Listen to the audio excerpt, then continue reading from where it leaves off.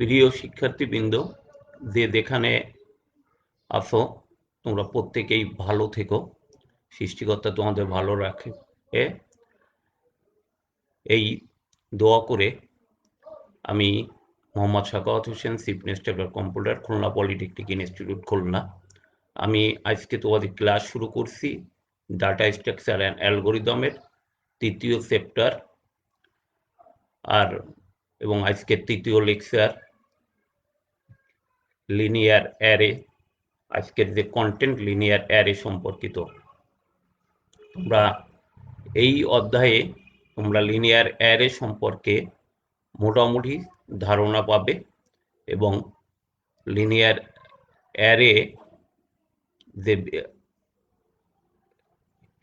Array সম্পর্কিত আরো details তোমরা বই পড়ে এবং এই লেকচার থেকে আরো ক্লিয়ার হবে। যাই হোক, আমি শুরু করছি আজকের লেকচার লিনিয়ার অ্যারে সম্পর্কে। আমাদের প্রথম প্রশ্ন আছে, লিনিয়ার অ্যারে বলতে কি বোঝায়? আমি আলোচনার শুরুতেই বলি, আজকের স্লাইডগুলো কিছু বাংলা এবং কিছু ইংলিশে আছে। তোমরা আশা করি তাতে তোমাদের সমস্যা হবে না। যাই হোক, লিনিয়ার অ্যারে বলতে কি বোঝায়, আমাদের প্রথম প্রশ্নটাই। অ্যারে বলতে আমরা আগেও দেখছি, অ্যারে বলতে সসীম সংখ্যক একই ধরনের অর্থাৎ সমগোত্রীয় ডাটা উপাদানকে বোঝায়। একটি সাধারণ ভেরিয়েবল এর নামের আওতায় মেমোরিতে পরপর সংরক্ষিত একই টাইপের কতগুলো ডাটা সমষ্টিকে অ্যারে বলা হয়। যা আগের লেকচারে আমরা অ্যারে সম্পর্কে মোটামুটি আলোচনা করছিলাম। এখন লিনিয়ার আর অ্যারেটা তাহলে কি? যে ডাটা স্ট্রাকচারে উপাদান সমূহ পর্যায়ক্রমে সাজানো থাকে তাকে আমরা লিনিয়ার ডাটা স্ট্রাকচার বলি, এবং লিনিয়ার ডাটা স্ট্রাকচারে তথ্যসমূহ লিনিয়ার সম্পর্ক বজায় যদি থাকে তাহলে সেইটাকে আমরা লিনিয়ার ডাটা স্ট্রাকচার অন্তর্ভুক্ত করতে পারবো। এখন আমাদের এখানে লিনিয়ার অ্যারে, আগেই বলি, অর্থাৎ একমাত্রিক যে অ্যারেকে আমরা লিনিয়ার অ্যারে বলি। এই লিনিয়ার অ্যারে হতে গেলে দুটি শর্ত তাদেরকে এখানে মেনে চলতে হয়। অ্যারের উপাদান সমূহ একটি সূচক দ্বারা নির্দেশ করা হয় যা n সংখ্যক ধারাবাহিক সংখ্যা ধারণ করে। অ্যারের উপাদান সমূহ সংরক্ষণের জন্য পরস্পর সংলগ্ন মেমোরি লোকেশন নির্ধারিত হয়। এই দুটো সম্পর্ক শর্ত মেনে চলার জন্য আমরা লিনিয়ার অ্যারেকে লিনিয়ার ডাটা স্ট্রাকচারে অন্তর্ভুক্ত করতে পারি। অর্থাৎ এখানে যে অ্যারের উপাদান সমূহ ধারাবাহিকভাবে অবস্থান করে এবং তার উপাদান সমূহ সংরক্ষণের জন্য পরস্পর সংলগ্ন মেমোরি লোকেশন নির্ধারণ করা থাকে। আমরা আরো যদি ডিটেলসে যাই তাহলে একটু এখানে একটা লিনিয়ার অ্যারের লেন্থ বা উপাদানের সংখ্যা বের করার একটা সূত্র এখানে দেখানো হয়েছে। অর্থাৎ length equal to UB minus LB plus 1, যেখানে ইউবি ও এলবি হচ্ছে সূচকের আপার ও লোয়ার মান। অর্থাৎ লিনিয়ার অ্যারের উপাদান সমূহের সর্বোচ্চ সংখ্যাকে আমরা বলি আপার বাউন্ড বা ইউবি, এবং লিনিয়ার অ্যারের সর্বনিম্ন মান, উপাদান সংখ্যার সর্বনিম্ন মানকে বলা হয় এলবি। আমি প্রত্যেকের জ্ঞাতার্থে আরো বলছি, ইউবি এবং এলবি কিন্তু কোনো অ্যারের উপাদানের ভ্যালুকে বোঝায় না, উপাদানের সংখ্যাকে নির্দেশ করবে।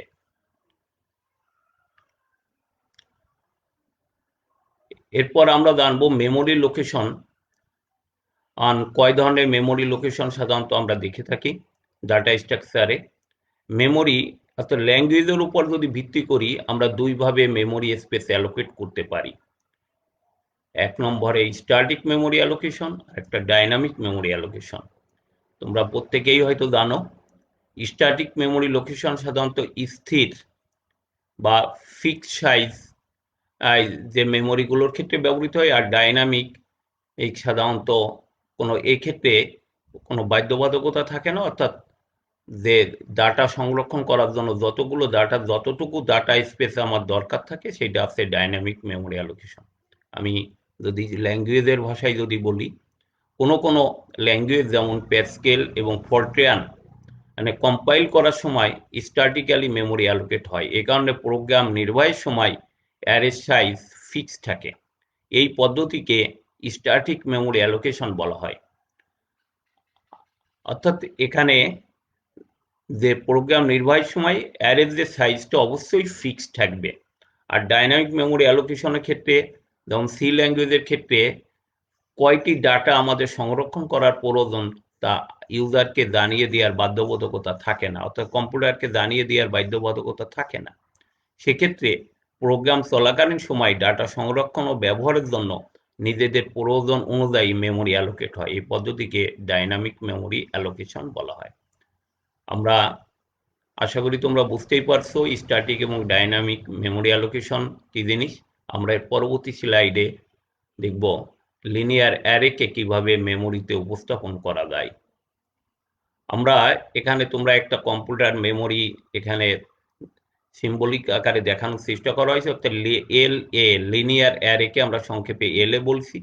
সেখানে একটা কম্পিউটার মেমোরি যার মান 1000 থেকে শুরু করে এখানে দেখানো হয়েছে 1000, 1001, 1002, 1005 এভাবে আমার করা হচ্ছে। অর্থাৎ আমি যদি এখানে যে আমি ডিটেলস বলছি, let L A be the linear array of memory of the computer. The memory of computer is a sequence of address location, অর্থাৎ অ্যাড্রেস গুলো একটা সিকোয়েন্সিয়ালি এখানে থাকে।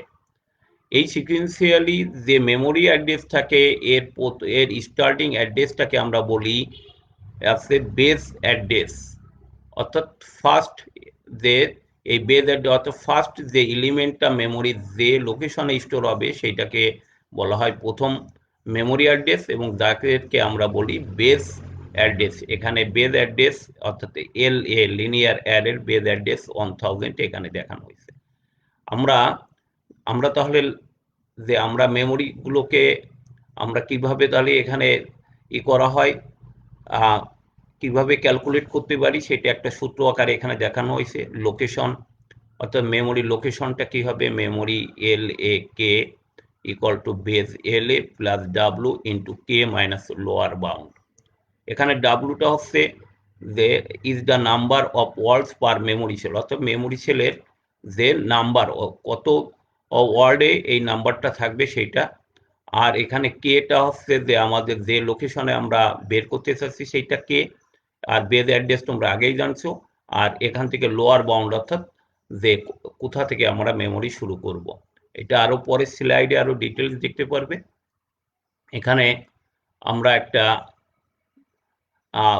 উদাহরণ দিয়ে দেখানোর চেষ্টা করছি। এখানে লিনিয়ার অ্যারে অর্থাৎ এল এর এখানে ভ্যালুগুলো এখানে দেওয়া আছে এবং তোমরা প্রত্যেকেই জানো অ্যারের একটা ইন্ডেক্স থাকে, সেই ইন্ডেক্সগুলো শো করা হয়েছে।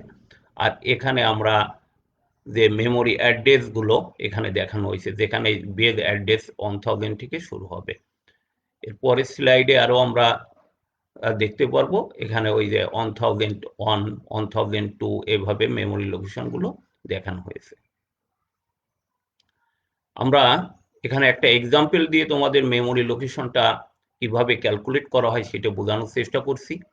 এখানে একটা অটোমোবাইল কোম্পানি, এখানে তার বেস অ্যাড্রেস 200 থেকে শুরু। এখানে সেই অটোমোবাইলের অ্যাড্রেসে সে যত বিক্রি করে প্রতি বছর সেটা 1932 থেকে, অর্থাৎ 1932 সাল থেকে 1984 সাল পর্যন্ত তারা যে রেকর্ডগুলো তারা রাখছে। আর এখানে মেমোরি, এখানে যে মেমোরির যে বেস অ্যাড্রেস 2 এবং তার হচ্ছে মেমোরি পার সেল হচ্ছে 4। এখন আমার আর যদি 1932 সালে তার লোকেশন কত হবে 200, যেহেতু বেস অ্যাড্রেস 200 থেকে শুরু হয়েছে এখানে বেস অ্যাড্রেসের ভ্যালু। এখন আমি বের করতে চাচ্ছি 1934 সালে তার মেমোরির যে রেকর্ডটা রাখা হয়েছে তার বেস অ্যাড্রেস কত। তাহলে আমরা আগের যে সূত্র সেই সূত্র অনুসারে আমরা অ্যাপ্লাই করতে পারি। যেমন বেস অ্যাড্রেস কত 200, মেমোরি প্রত্যেকটা আসছে 4 বাইট করে, অর্থাৎ এই জন্য 4।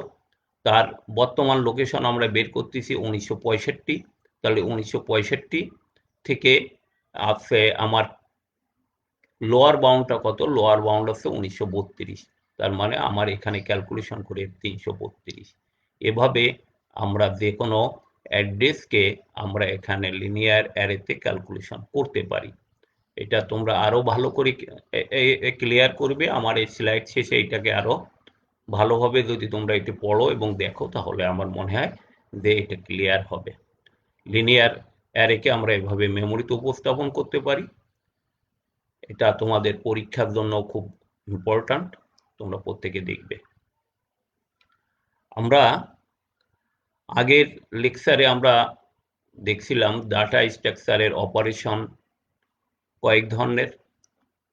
বেসিক অপারেশন 4টা ছিল: ট্র্যাভার্সিং, ইনসার্টিং, ডিলিটিং এবং সার্চিং। আজকে সেই লিনিয়ার অ্যারের অপারেশনগুলোর ভিতরে যাব। আজকের লেকচারে আমরা 3টা অপারেশন আমরা করব। একটা হচ্ছে ট্র্যাভার্সিং, ইনসার্টিং এবং ডিলিটিং। ট্র্যাভার্সিং কি জিনিস তাও বলা হয়েছে আগের লেকচারগুলোতে। কোনো ডাটা স্ট্রাকচারে তার ডাটা সমূহকে মিনিমাম একবার অ্যাক্সেস করাকে বলা হয় ট্র্যাভার্সিং। আমরা লিনিয়ার অ্যারে ট্র্যাভার্সিং এ আমরা কি কি কাজ করতে পারি? আমরা প্রতিটা ডাটাকে আমরা প্রিন্ট করতে পারি বা তার নাম্বারগুলোকে আমরা কাউন্ট করতে পারি একটা বিশেষ শর্তের অধীনে, অথবা সেই ডাটাগুলোকে আমরা যে প্রতিটা ডাটার যে অপারেশনগুলোকেও আমরা এখানে ট্র্যাভার্সিং বলে আমরা আখ্যায়িত করতে পারি। এখানে একটা অ্যালগোরিদম দেখানো হয়েছে। অ্যালগোরিদমের দেখো তোমরা প্রত্যেকেই যে স্টেপ ওয়ান সেট কে ইকুয়াল টু এলবি, অর্থাৎ যে কোনো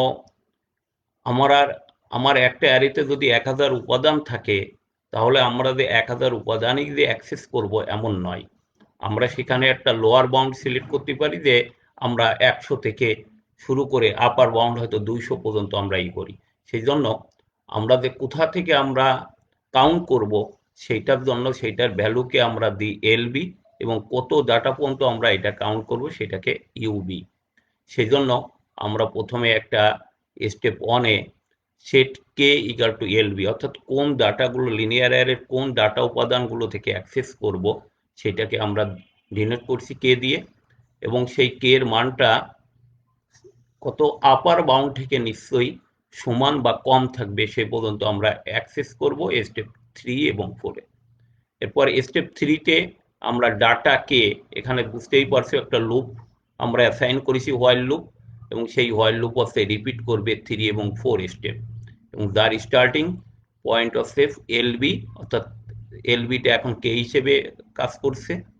এই এলবি থেকে আপার বাউন্ড পর্যন্ত ইউবি পর্যন্ত এখানে অ্যাপ্লাই প্রসেস। এখানে তুমি যা করো, ডাটা তুমি প্রিন্ট করো বা রিড করো, অর্থাৎ ডাটা আমি যদি ইনপুট নিই বা আউটপুট নিই বা যদি কোনো অপারেশন করি সেটাকে আমরা বলছি এখানে অ্যাপ্লাই প্রসেস টু ডাটা কে। এটা হচ্ছে লিনিয়ার অ্যারে, আর কে এটা হচ্ছে যে তোমরা উপরেই দেখছো, কেসটা হচ্ছে যে লিনিয়ার অ্যারের কোন ডাটা থেকে, অর্থাৎ ডাটা উপাদান থেকে এটা অ্যাক্সেস হবে। এরপর কে এর মান আমরা এক এক করে বাড়াবো। এভাবেই লুপটা যখন আপার বাউন্ডে দেয়, আপার বাউন্ডের সমান বা তার চেয়ে কম পর্যন্ত কাজ করবে। এভাবে আমরা লিনিয়ার অ্যারে ট্র্যাভার্সিং অ্যালগোরিদমটা আমরা শেষ করতে পারবো। আশা করি প্রত্যেকে ক্লিয়ার হয়েছে। যদি এরপরও সমস্যা থাকে তোমরা এই স্লাইডটা বারবার করে দেখবে।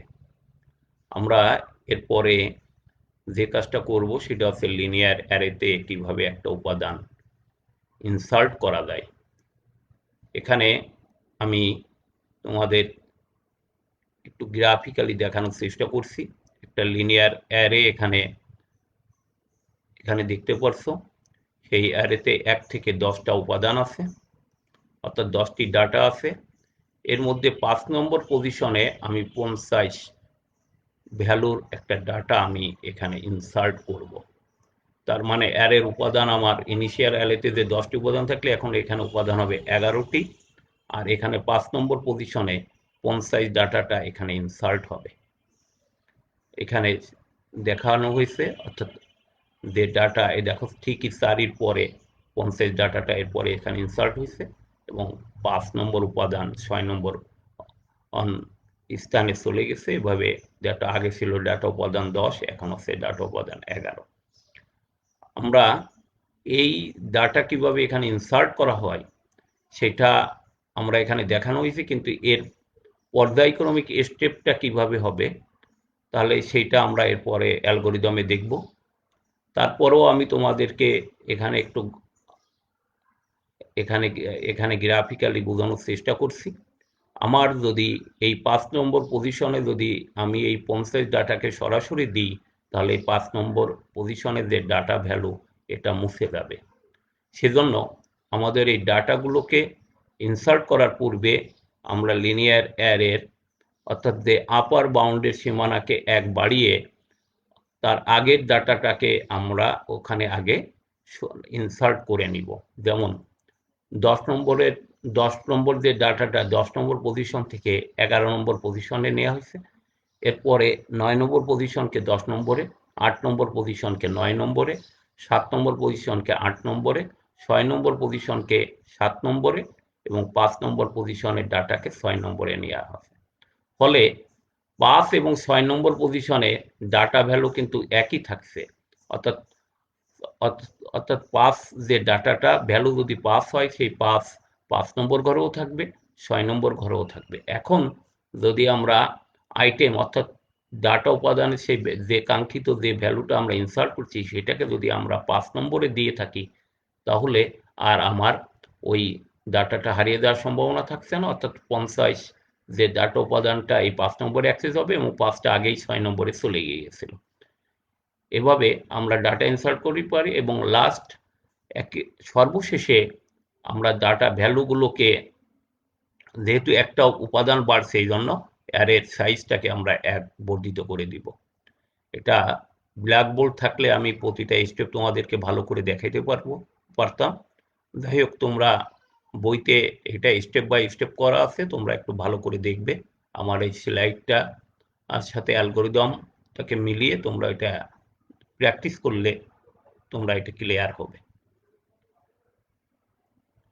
আমি এবার অ্যালগোরিদম আলোচনা করছি। তোমরা আগেই জানো যে ইনসার্ট অ্যালগোরিদমে এল এ আছে আমার লিনিয়ার ভ্যালু, তার উপাদানের সংখ্যা আছে n সংখ্যা, কে অর্থাৎ কে এটা হচ্ছে আমরা কে এর মানটা, আর কে একটা ভ্যালু যার মান অবশ্যই n এর থেকে ছোট বা সমান হবে, অর্থাৎ যে কোনো জায়গায় আমরা ইনসার্ট করতে পারি সেই ইনসার্টের পজিশনটা এখানে কে। আর আইটেম যেমন আমি একটু আগে দেখলাম যে 55 যে ভ্যালুটা সেটা আছে এখানে আইটেম হিসেবে কাজ করছে। তো আমরা শুরুতেই আমরা যে আমাদের যে টোটাল যে ডাটা উপাদান সংখ্যা এটাকে একটা ভ্যালুতে আমরা একটা ভেরিয়েবলে অ্যাসাইন করে নিচ্ছি, অর্থাৎ j ইকুয়াল টু n। এবার আমরা একটা লুপ সেট করছি, সেই লুপটা হচ্ছে j এর মান k থেকে বড় বা সমান পর্যন্ত কাজ করবে। এই শর্তের অধীনে আমার 3 এবং 4 নম্বর স্টেপ কাজ করবে। আমরা আগেই বলছিলাম শেষ পজিশনে তার পূর্বের ডাটাটি আমরা ইনসার্ট করব। যেমন 10 নম্বর পজিশনে 10 ডাটাটাকে আমরা 11 নম্বরে নিয়ে দেবো। সেই জন্য তুমি দেখো যে এখানে n এর মান যদি আগের চিত্র অনুসারে যদি 10 পেয়ে থাকি তাহলে 11 নম্বর পজিশনে 10 নম্বর ডাটাটা নিয়ে যাচ্ছে এবং সেটাই সেট করছি। সেট এল এ জের মান 10 যদি থাকে 10 প্লাস 1 অর্থাৎ 11 নম্বর পজিশনের ডাটাটা আসবে, 11 নম্বর পজিশনের 10 নম্বর ডাটাটা আসবে।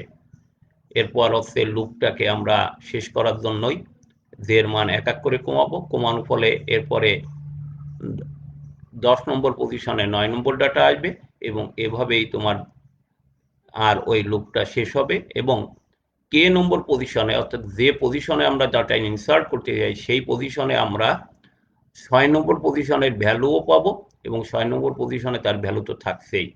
ফলে কে পজিশনে যদি আমরা আইটেম নামক ওই ভ্যালুটা যদি আমি ইনসার্ট করি তাহলে সেই পজিশনে ওই ভ্যালুটা থাকবে, অর্থাৎ পূর্বের যে ভ্যালুটা মুছে যাবে, এখন নতুন আইটেম এখানে সংযোজন হবে। যেহেতু ইনসার্ট করার জন্য ডাটা উপাদান একটা বেড়ে যাচ্ছে সেই জন্য আমরা এখানে n এর মানটা 1 বাড়িয়ে দিচ্ছি। এটা আশা করি অধিকাংশ পলিটেকনিকে ফার্স্ট শিফটে ছাত্রছাত্রীদের এই অ্যালগোরিদমটা স্যাররা বোর্ডে সুন্দরভাবে দেখিয়েছেন। আমি এখানে বোর্ডে না দেখিয়ে আমি তোমাদেরকে বলার চেষ্টা করছি, তোমরা এই অ্যালগোরিদমটা আরো ভালো করে দেখবে। আমরা নেক্সট যাব লিনিয়ার অ্যারে থেকে, অ্যারেতে কিভাবে একটা উপাদান বিয়োজন করা যায় অর্থাৎ ডিলিট করা যায় সেটা আমরা দেখব পরবর্তী স্লাইডে। এখানে প্রত্যেকে একটু খেয়াল করো, আমি এখানে একটা অ্যারে এখানে দেখতে পারছো, একটা অ্যারে দেখানোর চেষ্টা করছি যার ভ্যালু 10, 20, 30, 40, 50 অর্থাৎ 5টা ভ্যালু আছে। আমি এই 20 নম্বর পজিশনের যে ডাটাটা আমি এখান থেকে মুছে ফেলতে চাই। 20 নম্বর পজিশনে যে ডাটাটা আছে অর্থাৎ 2 নম্বর পজিশনে যে 20 ভ্যালুতে যে ডাটাটা আছে এটা আমরা মুছে ফেলতে চাই। তাহলে আমার কি করতে হবে? এটা ইনসার্টের চেয়ে সহজ, অর্থাৎ 30 নম্বর ডাটাটাকে আমি 20-এ যদি মুভ করি তাহলে 20 নম্বর ডাটাটা মুছে যাবে। আবার 40কে যখন আমি 30-এ মুভ করব তাহলে 30 নম্বর ডাটাটা মুছে ওখানে 40 ইনসার্ট হবে, এবং 50 নম্বর ডাটাটাকে যদি আমি 40-এর স্থানে নিয়ে যাই তাহলে ওখানে 50 ডাটা ইনসার্ট হবে এবং 40 মুছে যাবে। পরিশেষে যে 50 যে ডাটাটা আমরা অর্থাৎ অ্যারের উপাদান সংখ্যা থেকে যদি 1 বাদ দিয়ে দিই তাহলে এই 50 নম্বরের যে লাস্ট যে ডাটাটা এটা গার্বেজ ভ্যালু হিসেবে থেকে যাবে, কিন্তু এটা অ্যারের উপাদানের হিসেবে কাউন্ট হবে না। তবে এখানে 30কে যখন 20-এর স্থানে অর্থাৎ 3 নম্বর ভ্যালুটাকে যখন আমি 2টে ইনসার্ট করার পূর্বে অবশ্যই 20 ভ্যালু যে ডাটাটাকে অবশ্যই আমরা একটা ভেরিয়েবলের ভিতরে স্টোর করে রাখতে হবে যাতে এই ডাটাটি হারিয়ে না যায়। প্রত্যেকে এটা অবশ্যই খেয়াল করবে। এখানে দেখানো হয়েছে যে 30কে মুভ করে 2 নম্বর ডাটাটা 20-এ নেওয়া হয়েছে এবং 40কে মুভ করে 30-এর নিকট এবং 50কে মুভ করে 40-এর নিকট, এবং পরিশেষে 50 যে ভ্যালুটাকে বাদ দেওয়া হয়েছে, অর্থাৎ ফাইনাল অ্যারেতে কাউন্ট হবে 4টি ডাটা 10, 30, 40 এবং 50, এবং পরিশেষে এই 20 ডাটাটি আর থাকবে না। এখন আমরা অ্যালগোরিদমে দেখি অ্যালগোরিদমের পজিশনটা কি। আগেই অ্যালগোরিদম এখানে আগেই বুঝতে পারছো, ওদিকে অ্যালগোরিদমের একটা নাম থাকে, এখানে ডিলিট নাম দিয়ে এলে একটা লিনিয়ার অ্যারে, তার উপাদান সংখ্যা n, আর এখানে যে পজিশনের ডাটাটি আমরা ইউজ করব সেই পজিশনটা হচ্ছে k, এবং আইটেম একটা ভেরিয়েবল হিসেবে এখানে কাজ করবে।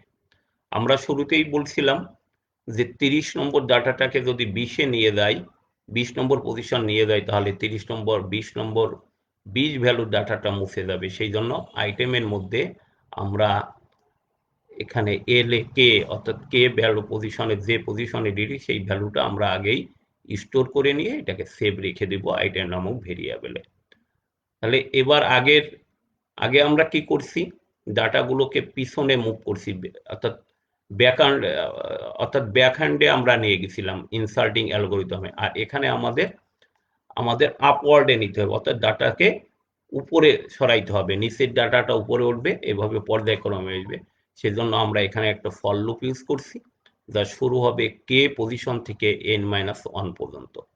এখানে আমরা দেখো প্রত্যেকে খেয়াল করছি যে এর মান কে, অর্থাৎ L A K equal to L A K plus 1, অর্থাৎ ডাটাগুলোকে আপওয়ার্ড করা হয়েছে, অর্থাৎ পিছনের ডাটাকে পূর্বে আনা হয়েছে। আর যেহেতু এটা ফর লুপ এই জন্য এখানে আর ইনক্রিমেন্টের দরকার হয় না, অটোমেটিকই ইনক্রিমেন্ট হয়ে থাকে। সেজন্য আমাদের এখানে কে অর্থাৎ জের মান আর বাড়ানো লাগে নাই। আর যদি আমরা এখানে হোয়াইল লুপ ইউজ করতাম তাহলে অবশ্যই আমরা এই করতে পারতাম। এরপর এভাবেই ডাটাগুলো মুভ করবে এবং সেই কে পজিশনে ডাটাটি হারিয়ে যাবে, কিন্তু লাস্ট ভ্যালুতে অর্থাৎ লাস্ট লোকেশনে যেমন 5টি ডাটা ছিল, 4 নম্বর পজিশনও যে 50 এবং 5 নম্বর পজিশনও 50 ডাটাটা আমরা দেখতে পাবো। সেই জন্য অ্যারের যে নাম্বার অফ ডাটা উপাদান থেকে একটা ডাটা আমাদের বাদ দিতে হবে পরিশেষে, সেই জন্য n এর মান আমরা 1 মাইনাস করছি। এরপরে অ্যালগোরিদম আর এক্সিট করে অর্থাৎ অ্যালগোরিদম শেষ করছি। এটা প্রত্যেকেই খাতা কলমে আরো বেশি করে প্র্যাকটিস করবে, তাহলে তোমাদের এটা ক্লিয়ার হবে। আমরা এর পরবর্তীতে ম্যাট্রিক্স অর্থাৎ লিনিয়ার অ্যারের মাধ্যমে ম্যাট্রিক্স মাল্টিপ্লিকেশন অ্যালগোরিদম আমরা আলোচনা করব। তোমরা জানো যে দুটো ম্যাট্রিক্সের গুণফল গুণ করা যায় কিভাবে, সেটা তোমরা প্রত্যেকেই হয়তো ম্যাথমেটিক্সে শিখছো। এখানে জাস্ট আমি এখানে 2 গুণ 2 এবং 2 গুণ 2 র্যাঙ্কিংয়ে দুটো ম্যাট্রিক্স আমি এখানে গুণ করে দেখানো হয়েছে। আমি প্রথম ম্যাট্রিক্সকে যদি এ ধরি, দ্বিতীয় ম্যাট্রিক্সকে যদি বি ধরি, তাহলে আমরা গুণফলটা কি হয়, প্রথম ম্যাট্রিক্সের রোর সাথে দ্বিতীয় ম্যাট্রিক্সের সবগুলো কলামগুলো গুণ হবে। যেমন এ ই যোগ বি জি, এটা প্রথম উপাদান। দ্বিতীয় উপাদান হবে এ এফ যোগ বি এইচ। এভাবে প্রথম রো শেষ হয়ে যাওয়ার পরে দ্বিতীয় রো এবং এর সবগুলো কলাম। এই ফর্মুলা তোমরা প্রত্যেকেই জানো। এখানে এ প্রথম ম্যাট্রিক্স, বি দ্বিতীয় ম্যাট্রিক্স, এবং গুণ করার পরে যে ম্যাট্রিক্সটা তৈরি হবে সেটা সি। এটা তোমরা প্রত্যেকেই ক্লিয়ার। এই ম্যাট্রিক্সের র্যাঙ্ক যদি, এই ম্যাট্রিক্সের মাত্রা যদি 2 গুণ 2 হয়, এই ম্যাট্রিক্সের মাত্রাও 2 গুণ 2 হয়, তাহলে এই ম্যাট্রিক্সের মাত্রাও 2 গুণ 2 হবে। আমরা এরপরে অ্যালগোরিদমে দেখছি প্রত্যেকেই। আমরা এখানে আগেই বলছি 3টা ম্যাট্রিক্স। এখানে আমার গুণ করতে গেলে প্রথম ম্যাট্রিক্সের রোটা নির্ধারণ করতে হবে, অর্থাৎ এ ম্যাট্রিক্সের এখানে এম গুণ এন ম্যাট্রিক্স, আর দ্বিতীয় ম্যাট্রিক্স আছে এন গুণ কে। তাহলে আমার সি ম্যাট্রিক্সটা তৈরি হবে এম গুণ কে। এখানে তাহলে আমার প্রথম ম্যাট্রিক্সের রো আগে নির্ধারণ করতে হবে, এই জন্য আমরা 3টে লুপ আমরা এখানে লাগবে।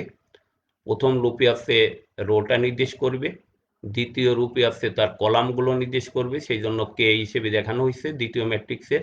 যেহেতু তুমি এখানে দেখতেই পারছো প্রথম ম্যাট্রিক্সের রো সংখ্যা এম, দ্বিতীয় ম্যাট্রিক্সের কলাম এবং প্রথম ম্যাট্রিক্সের কলাম এবং দ্বিতীয় ম্যাট্রিক্সের রো যদি সমান না থাকে তাহলে সেই ম্যাট্রিক্সের গুণ করা যাবে না।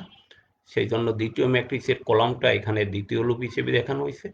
আর পজিশন আই জে, অর্থাৎ আই এর মান 1 এবং জে এর মান 1 হয়, তাহলে সি 1 পজিশনে 0 ভ্যালু অ্যাসাইন করা হয়েছে। তোমরা প্রত্যেকেই জানো যে কোনো ম্যাট্রিক্সেরই করতে গেলে ইনিশিয়াল ভ্যালু 0 ধরে করা হয়। এরপর আমার এস, যে ম্যাট্রিক্সটা তৈরি হচ্ছে এম গুণ কে, এটার এটার জন্য এখানে আর একটা লুপ ইউজ করছি এস হিসেবে 1 to n। যেহেতু 1 to n অর্থাৎ যে কোনো n এর মান হচ্ছে প্রথম ম্যাট্রিক্সের কলাম বা দ্বিতীয় ম্যাট্রিক্সের প্রথম ম্যাট্রিক্সের রো এবং দ্বিতীয় ম্যাট্রিক্সের কলাম যেহেতু সেম মান থাকে, এই জন্য আমরা তৃতীয় লুপটা 1 থেকে n পর্যন্ত আমরা ধরছি। সেখানে এস হিসেবে আমরা ওইটাকে ডিনোট করছি। সেখানে আমার ম্যাট্রিক্সের, যেহেতু সি আমার ফাইনাল ম্যাট্রিক্স, তার প্রথম উপাদান এখানে আই এর মান প্রথমে 1, জে এর মান 1, অর্থাৎ 1 পজিশনে 0 প্লাস এ 1s, অর্থাৎ এর মান এখানে এই লুপটা শেষ হইলেই দ্বিতীয় লুপ শেষ হবে। দ্বিতীয় লুপ শেষ হওয়ার পরে, অর্থাৎ প্রথম লুপের একটা মানের উপর একটা মান দিয়ে দ্বিতীয়, এবং দ্বিতীয় লুপের একটা মান দিয়ে তৃতীয় লুপই করবে। এখানে পরপর 3টে লুপই কিন্তু কাজ করবে। এই জন্য প্রথম লুপের মান শেষ হইলে এখানে আর কিন্তু কোনো কাজ করবে না। আর এখানে তৃতীয় লুপ শেষ হইলে কিন্তু দ্বিতীয় লুপের একটা মান দিয়ে তৃতীয় লুপের সম্পূর্ণ লুপটা শেষ হবে। এটা তোমরা প্রোগ্রামে প্রত্যেকেই জানো। এখানে সি 1 ইকুয়াল টু 1, এখানে এ 1s, তার মানে 1 গুণ বি এস আই, অর্থাৎ 1 এবং জেতে 1। এভাবে এটা এটা ক্যালকুলেট হবে।